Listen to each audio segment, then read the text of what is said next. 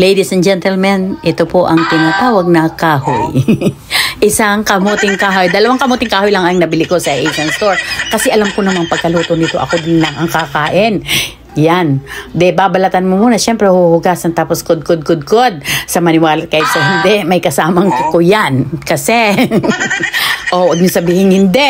Minsan may dugo pa at saka may kasi nakukudkod sa pagkukod ko dahil wala akong pang tinatamad akong kumuha ng tela para pigain. Piga ko na lang ng kamay ko kasi napakakunti lang naman talaga niyan. Pero pag naluto, dumami din.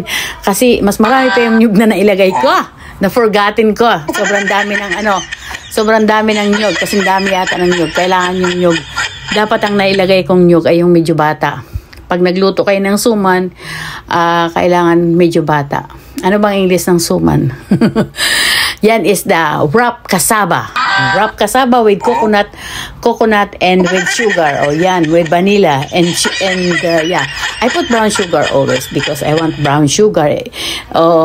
Not only for cassava, but I always use brown sugar in anything, any recipe. I trust brown sugar. I like brown sugar. I love brown sugar.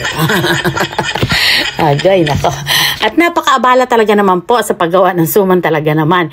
Hindi ko na, yung iba nilalaga nila yung dahon. Some people, they boiled water and they put the whole thing in the boiling water and then drain it and then you wipe it.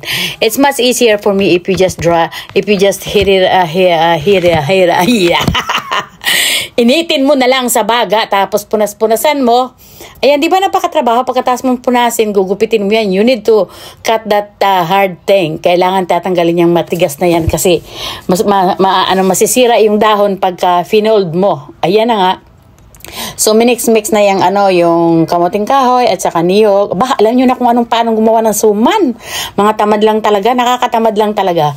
Pero magandang business ang suman kasi nga matipid, marami ka lang ilagay na kung mura ang butong, ganyan, masarap. Yung iba niya gumagawa ng suman, nilalagyan pa nila ng bukayo sa gitna, ganyan, mas masarap. Pero masyado nang maabala para sa akin.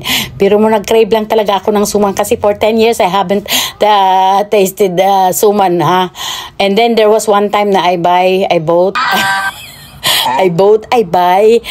suman in the Asian store. It cost $6 1 pack, and then when I got home, I just heat it up, I steam it, or some of them I put it in the microwave. But oh my good Lord, it's like I don't like it. So I decided, since I crave for it, I just make it like that. So kaya niya, dati ang nanay ko noon napakagaling sumalangit naman ang kanyang kaluluwa.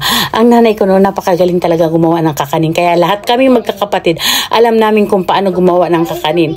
So, nung una, nilalaga lang namin yung mga yan. Nilalaga lang namin yung mga suman na yan. Ngayon, hindi na. Nag-level up na ang mga suman, ini-steam na lang. Ini-steam na lang namin.